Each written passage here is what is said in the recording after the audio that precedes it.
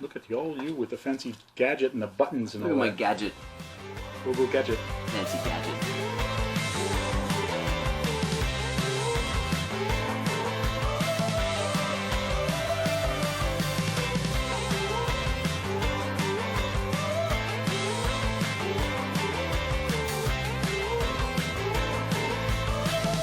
Hey everybody. Hey guys. We have two cameras, so I can't decide which eye I should put on which camera. Yeah, look at that one. And don't worry about mine. Hi everybody. Oh, you don't want me to look at my own camera? Yeah, because it's behind the scene kind of thing I'm doing. I should see if the microphone's turned on, eh? That's a good idea. Yeah. Yeah. Oh, good. So we actually have audio too. You never know, eh? Yeah, because then you'd have to take the audio of my camera to mix it with yours. Oh boy. That's too much work. So today we're talking about It's a Bug's Life. No, we're not. But RC is amazing, even if it's replica Herbies or tiny little mini cars. Yep. And Tamiya makes some of the finest cars anywhere.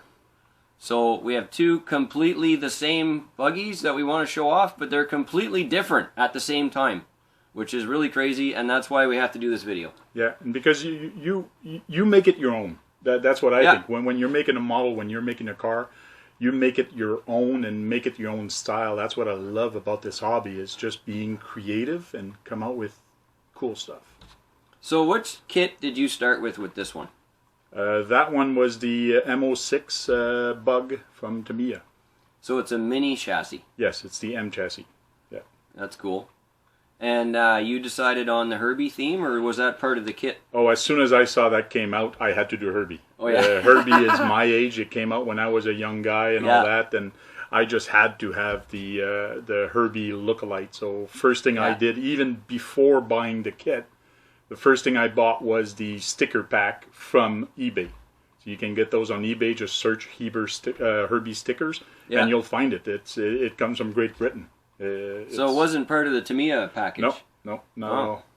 What was the box art for the Tamiya? Was it not? Was it white even? No, it was actually a light blue on the box art. It was a light blue bug. So mine was, I think mine was a blue, but it was the rally version of the MF01x. Okay. So mine actually was a four-wheel drive. That's like bizarre. I don't know how they managed to get the two same bodies. It's the same body, man. It's the same everything. The same mold, the same bumpers, the same everything. Of course, my bumpers are bitten off here because I drive with Dana Clark. But otherwise, it's the same. How can it be the same body? Like, I mean, I have a four-wheel drive under mine. I was actually at the racetrack yesterday, at the local racetrack here where they race buggies. Yeah. And I wanted to bring this thing on the track. So it would have been cool to get some nice little jumping shot, but I did not want to wreck the bumpers because they are plastic bumpers, they're not metal. Yeah. I want to keep it a little bit clean for a little while. I kind of wondered how long they were going to last on mine. I had to run into the wall a few serious times, though, before it would break. But, you know. No more bumper. No. That's what it used to look like this. In its early days, yeah. Although I managed to stay away from Dana in the back. You see, my back bumpers is still good. I love the speckle detail you gave it to make it look old. Yeah. And that's what some people were asking. Am I going to do the restored look of my Beagle, or am I going to Beetle, or was I going to make it look old? I said, no, I'm going to make it look new. Just because I like a truck when it looks new. Yeah. So that's why I went with the new look, and that's what I've been doing a lot of builds. But one of the next builds I do, I might use and try weathering and try a different look. Well, you have new tools for that now. Yeah, I got a airbrush and all that. So, but what was really interesting is the cap. One of my Facebook followers actually showed me. He told me he actually built it and actually did the top of it, and and the way he did it is simply it's a painting canvas with toothpicks underneath. So it's a round toothpick that are actually pointy on each side.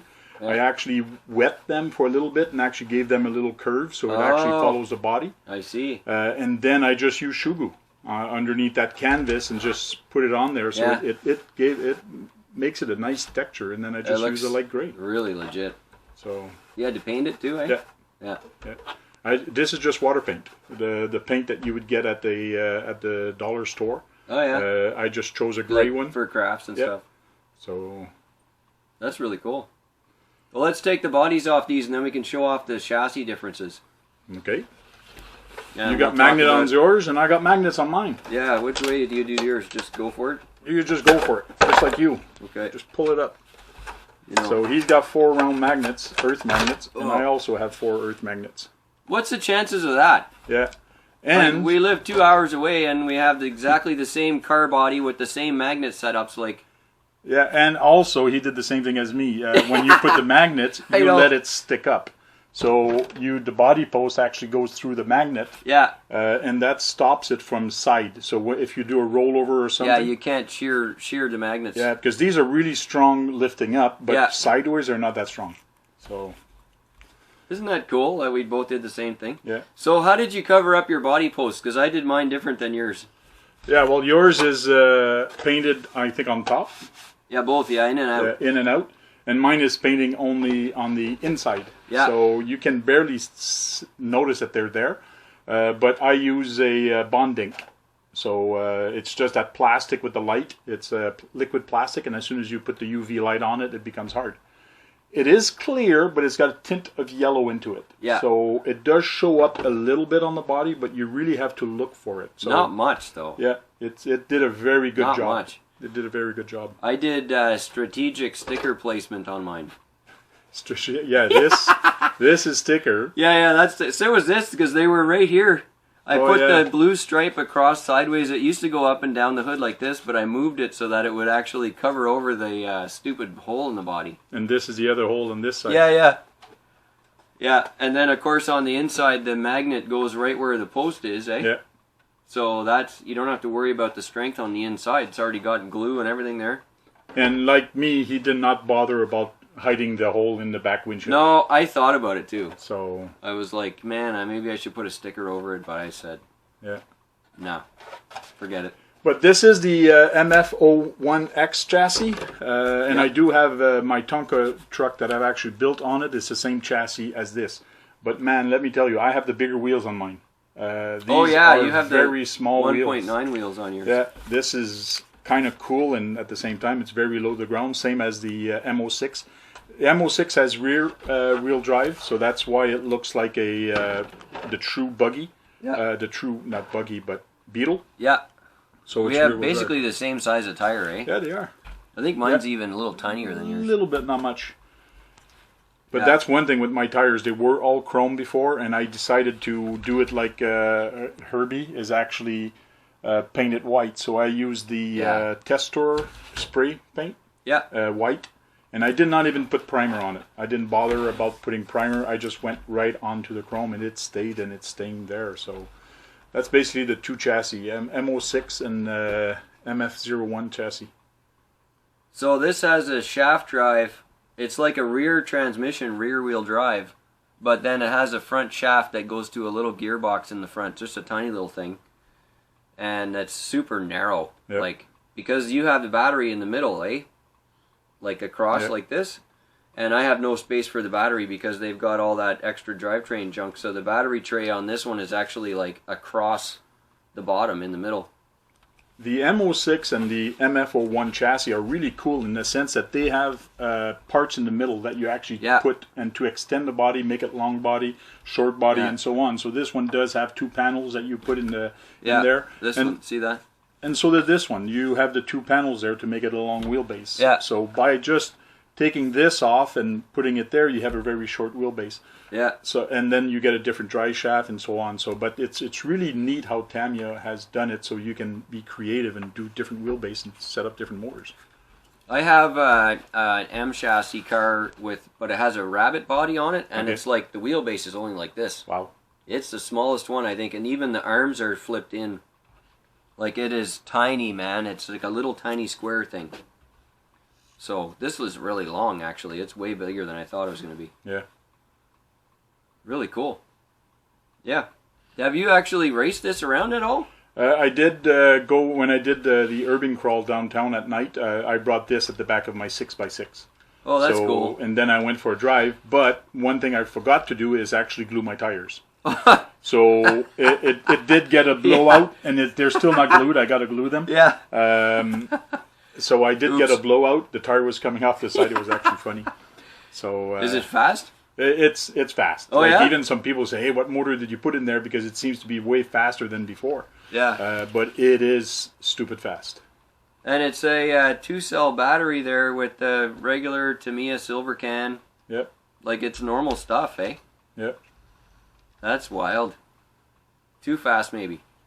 It's very fast. Yeah. I have to change the servo on it. I bought a cheap $10 servo to put on it. Yeah. And never again. No? No, well, not that kind. It's very weird because when you let go of the steering, it usually supposed to go in the center, but not that one. It actually goes forward, past, and then it comes back far a little bit, and then it goes center. That's not good. So when you're going really fast and you let go of your steering, your car goes like this. Like it's really stupid. I don't know if I have to change the speed of the servo on the remote or something. No. I don't know, but I'm just going to change the servo. It's going cheap sometime is not a good idea. Yeah, I think you can chalk that up to the dollar value. Yeah. This one here, I actually weathered the chassis and everything. I weathered the wheels, the whole thing, and yeah, you even put a piece of tape on top of the motor here to make it look so you wouldn't notice the motor. That's actually, yeah, that's a neat thing you say that about the motor, but it wasn't for that at all. Oh, no? I actually was trying to keep the rocks out of it. Ah. It has this is a 35 turn HPI, $25 motor. Okay.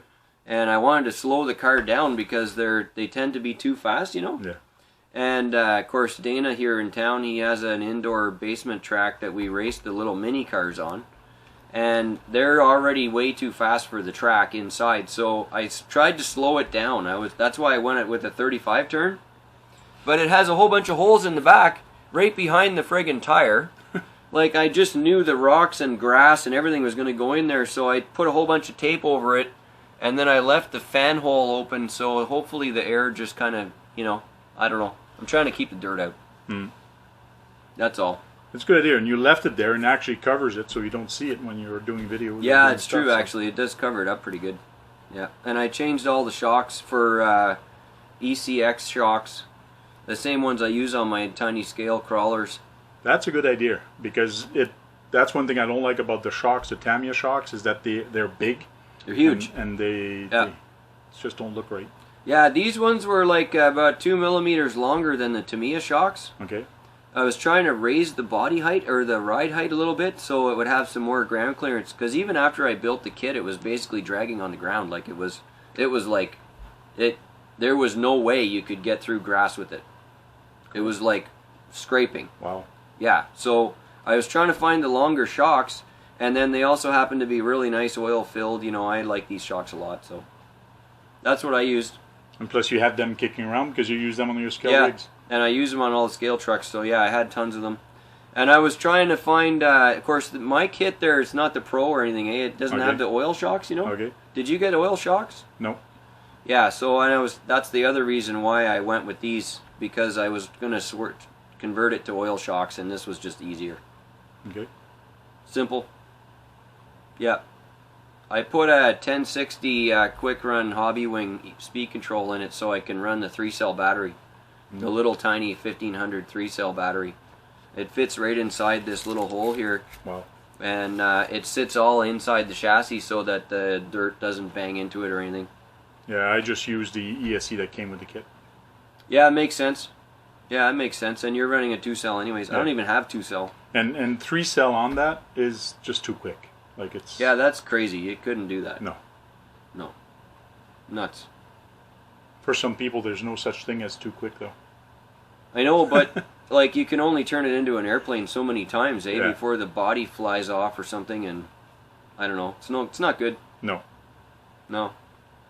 So what are you gonna do with it now? It's all done. Like you don't even have dirt on it yet. A little bit of dirt. I do have to do some Herbie videos with it this summer. Check that out, eh? Isn't that awesome? I do have to do some Herbie videos with it, and there's this guy, Johnny Rains, he paints bodies. One thing I want to do is try to find a budget to actually get him a body of this, over to his place so he can paint me the version of the wrecked and old Herbie. So I can just do cool. a body swap. So just by changing the body and I'll get new rims, I can have 2 trucks with 1 truck. Yeah, Paint old rims and paint the body really old and wrecked and whatever, and just like the movie, and have it a restored look. So, but I got a couple plans to do some videos with it, and I did build that hot rod, that 34 hot rod, that I'm going to do some videos with that one. So well, we'll have some fun this summer. That sounds good. Yep. And you got to do some rally videos with this thing.